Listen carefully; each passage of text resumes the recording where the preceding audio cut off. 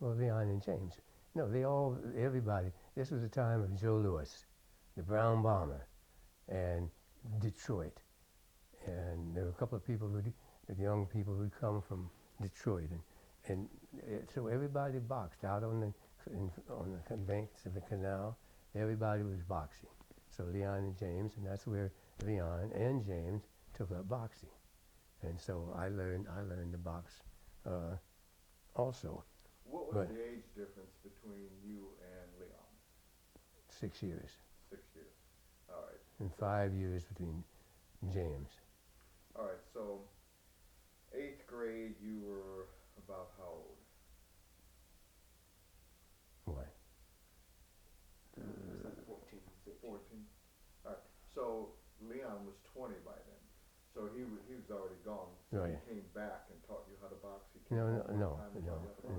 no, no, no.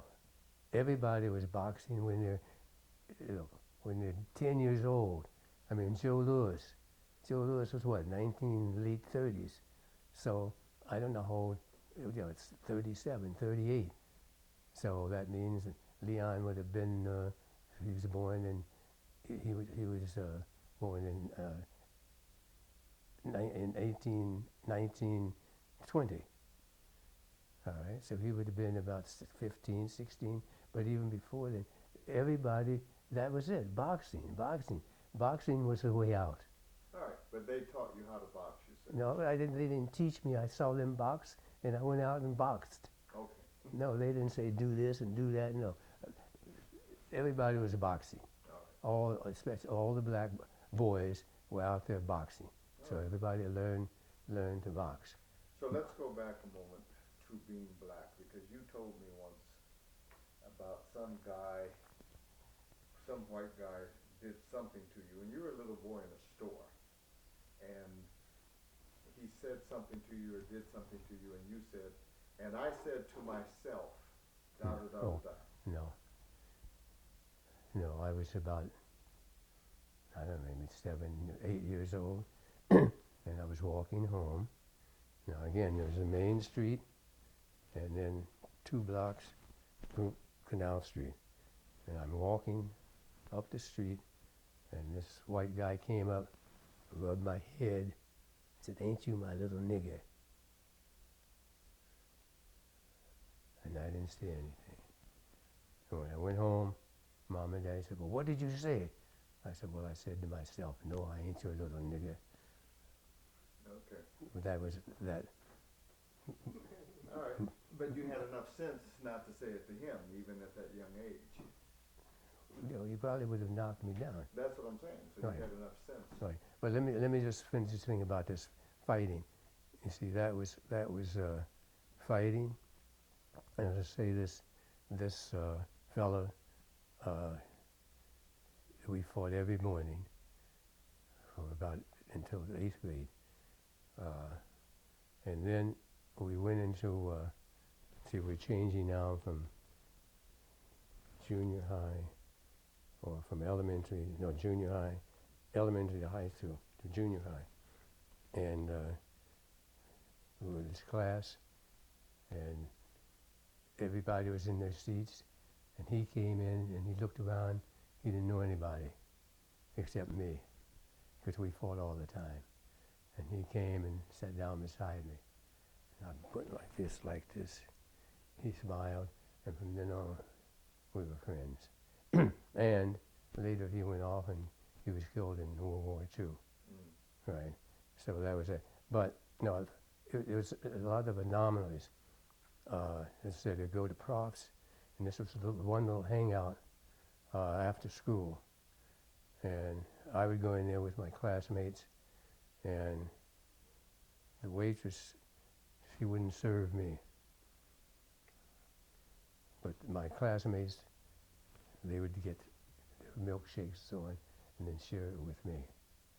And then in sports, in football, anytime you scored a touchdown, you'd get a prof special, all kinds of ice cream and so on.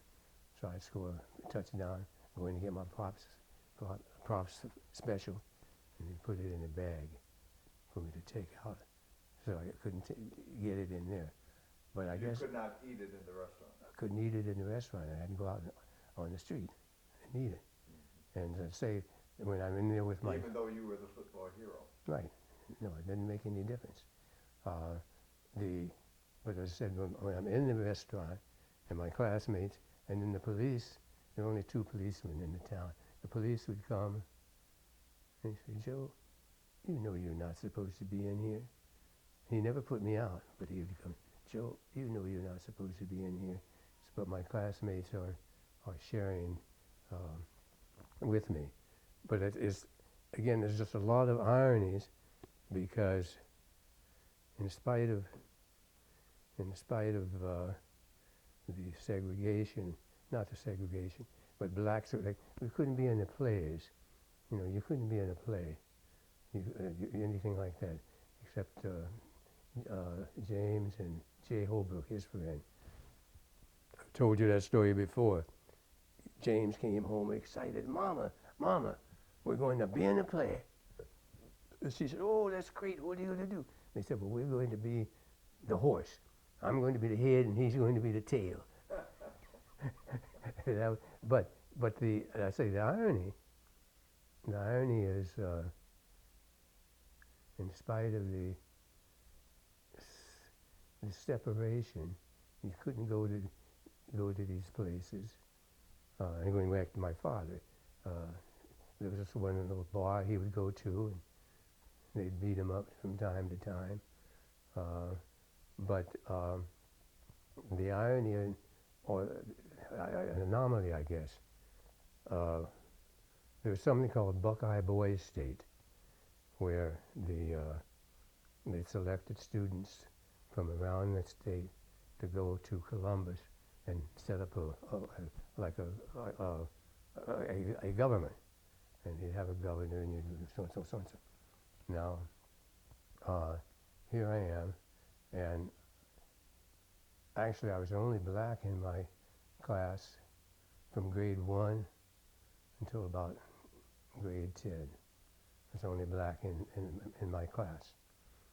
But in spite of all that, when it came time for Buckeye Boys State, the American Legion, they chose me to represent Franklin. And then when I graduated from high school, the Rotary gave me some money, about $350 for college. And, you know, I was voted the outstanding student and boy most likely to succeed. I was a valedictorian and so and so. And a 4-letter man in sports. And a 4-letter man in sports. But, so I'm saying, in spite of the separation and the sort of segregation, somehow, as I say, they selected me to go to represent Franklin at the Boys State. And the Rotary gave me money to go to college. And of course, there are very few people from Franklin who went to college. I mean, very few whites even. You know, a couple of sort of elite families, and they went to college, but very few people went to college. So it was just strange. Those mixtures of things, of being discriminated against, can't sit down, can't do this, can't do that, can't be in the plays, and yet I was selected to do this and do that. So it's just a lot of mixed feelings there.